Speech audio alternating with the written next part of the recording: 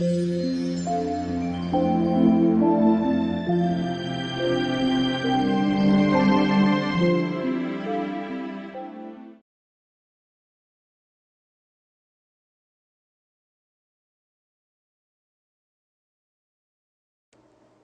back. Reading aloud, making sense out of sounds. Chapter 2, Intonation. What are we going to study in this chapter? Intonation. Intonation is somewhat a familiar thing. At the same time, it's a mysterious thing. Sometimes we can say that intonation is the most misunderstood thing. Why? We say that intonation, in contrast with pronunciation and intonation. We often say pronunciation and intonation. It seems that then intonation and pronunciation are separated. And this is not the right thing. This is not true. And intonation cannot be separated from pronunciation, and pronunciation cannot be separated from intonation. And the same thing is true with the relationship between rhythm and intonation. In the previous chapter, we studied rhythm, and we talked about the features of the English rhythm system, the stress-timed rhythm system. And that is, there is a big difference, perceptual difference, between stressed syllables and unstressed syllables. Then, however, if we study rhythm only, and then we cannot get it without the help of intonation. Meanwhile, then we cannot learn, we cannot acquire the English intonation without the help of the rhythm system. Okay, now let's see what we're going to study in this chapter. I want to give you a sentence here, so you will have some kind of feel. It would not be very abstract. Look at the sentence, and then listen to me. When we say, but there are borders and there are borders. There are borders and there are borders. Very interesting sentence. And in this sentence, in the pronunciation of this sentence, we're going to discuss the English intonation. The first section would be sense group and intonation unit. What does it mean? It means when we look at this sentence, we know that there are two parts, but there are borders, and there are borders.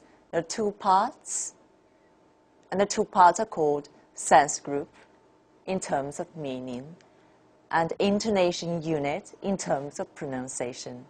It's the first thing. Second, we're going to study the information focus and nucleus. What does that mean? When we say there are borders, borders, look at the word borders. And the borders is the information focus and the nucleus, or 调和. Next, tones. And this part is the most familiar to you. It's like rise or fall. And when I say that there are borders, something like fall first, and a slight rise. And when I come to this one, and there are borders, very obviously it's a fall. And that's the tone. So we're going to discuss the three things in this chapter. Sense group and the intonation unit. We name the course Reading Aloud, Making Sense Out of Sounds. To understand it, we still need some effort, a lot of thinking. What does it mean? Whatever it might mean, there is one thing that is certain, that is the sense, the relationship between the sense and sounds. So we are talking about the relationship between meaning and sounds. We're trying to produce sounds which can express meaning, and at the same time, we're thinking about how the meaning can be expressed in sounds. So, and then when we talk about meaning, when we talk about meaning, it has to be units of meaning, or the meaning unit. And we call that meaning unit a sense group, or a thought group. On the pronunciation side, it's called an intonation unit. 一群对应着语音里面的调群。How do we know it's an intonation unit? How do we know that? There are two perceptual features. One, brief units of meaning should be spoken together. That means, well, a sense group should be spoken together. No pause should be made within a sense group. This is very important, and this is the first step to learn English intonation. Still this sentence. If you say, but there are borders, and there are borders, this is not English. We say that then there is no intonation at all in this version, that there is no intonation at all. But there are borders. You can hear that there is no pause within this part, but there are borders, and there are borders.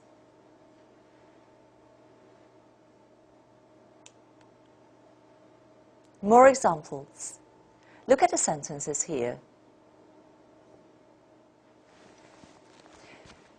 If you say, but it's not all good, word by word, but it's not all good. And we say that then there is no intonation at all. A lot of native speakers think that Chinese speak English in a way that there is no intonation at all. They cannot say whether the intonation is good or bad because there is no intonation at all. So the first thing, remember, that one sense group must be spoken as a unit. No pause should be made within the unit. So you're not going to say, but it's not all good. No. One unit. You can hear one unit. But it's not all good. But it's not all good. Next sentence.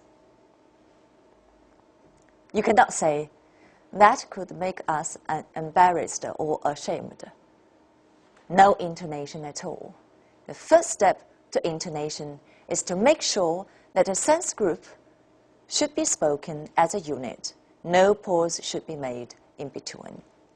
So, that make us embarrassed or ashamed. Listen again. That could make us embarrassed or ashamed. One unit. Next one. They can illuminate your garden. They can illuminate your garden. What have we learned from the examples? We learned that the sense group corresponds to an intonation unit, and an intonation unit should be spoken as a unit. No pause should be made inside. Why are intonation units important? They're important in the English language because they decide or alter meaning. Let me illustrate. Look at the sentence. Look at the sentence and then try to read it by yourself. Now, did you read like this? Those who sold quickly made a profit. And then we can see that those who sold quickly, 1 unit, made a profit, 1 unit. And then, did you say, those who sold quickly made a profit? Those who sold quickly made a profit. So those who sold 1 unit quickly made a profit, 1 unit. However, and we can see that the two sentences express very different meaning. So that's why intonation units are so important. The division of intonation units or sense groups will make a difference. Another example. Look at the sentence and try to read it aloud. Like the previous sentence, this sentence also have two readings. Reading 1, it could be, the government of South Africa said, the Zambian president has grossly neglected the incidence of AIDS. Again, the government of South Africa said, the Zambian president has grossly neglected the incidence of AIDS. Version 2, the second reading would be like this. The government of South Africa, said the Zambian president, has grossly neglected the incidence of AIDS. Listen again. The government of South Africa, said the Zambian president, has grossly neglected the incidence of AIDS. Please compare the two readings, and I think it's very easy to figure out the difference in meaning. So, now we can see within one sentence, sometimes one sentence can be one sense group. For example, I'm a student. I'm a teacher. One sentence, one sense group. But sometimes, as it actually in more cases, there will be more sense groups in one sentence. Like this one.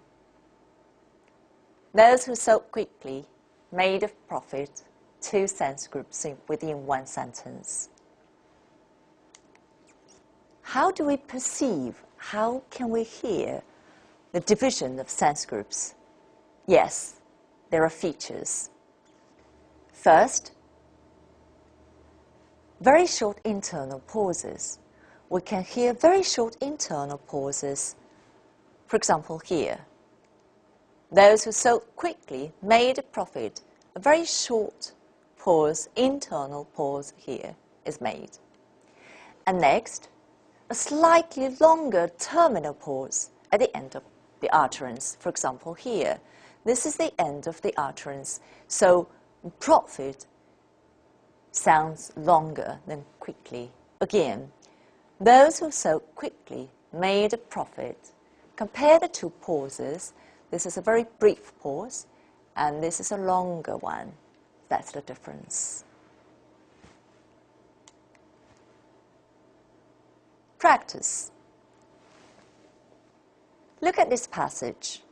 Actually, it's one sentence, a very long sentence. And try to read it by yourself, silently.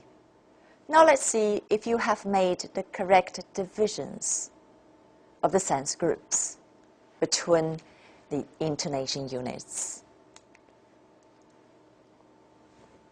Remember, when you read it, no pause should be made within an intonation unit. Second, but pauses must be made between boundaries of the intonation units. Next, we've learned about rhythm. Pay attention to the contrast between stressed and unstressed syllables. Okay, first, then we're going to make the divisions. So we've made the divisions in this way. Like, companies want to strengthen the relationship they have with other businesses or with customers. And gifts create a feeling of obligation, which ties them together for the rest of the year. Okay, so we've made some divisions here. And then we put everything together. And the reading should be like this. Companies want to strengthen the relationship they have with other businesses or with customers. And gifts create a feeling of obligation which ties them together for the rest of the year. Another passage. Look at this part. And the divisions have been made for you already. and then try to read it by yourself. Now listen to me. This railway was opened in 1881 and is still operating today. It crosses a difficult area of a mountain landscape, and it is a great example of railway engineering. The WHL says that it is the first and still the most outstanding example of a hill passenger railway. All right? I think many people are now very puzzled or more puzzled about the intonation units. One puzzle would be, should the intonation units be fixed or are they flexible? And the answer is they're quite flexible, they're not fixed. Let me show you why. Look at this sentence, it's a long one. And I read it like this. The WHL says that it is the first and still the most outstanding example of a hill passenger railway. So then you can see that we have three parts. The first part, the WHL says, second, that it is the first, third, and the most outstanding example of a hill passenger railway. And then the third part, the last part, is a very long one. And then many students will say, then I cannot do it. I cannot make it. I cannot read it without stop or without pause.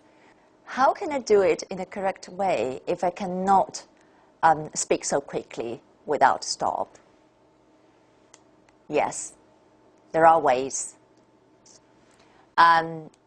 Look at this version.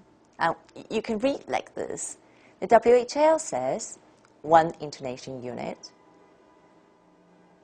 that it is the first, another one, and still the most outstanding, another one.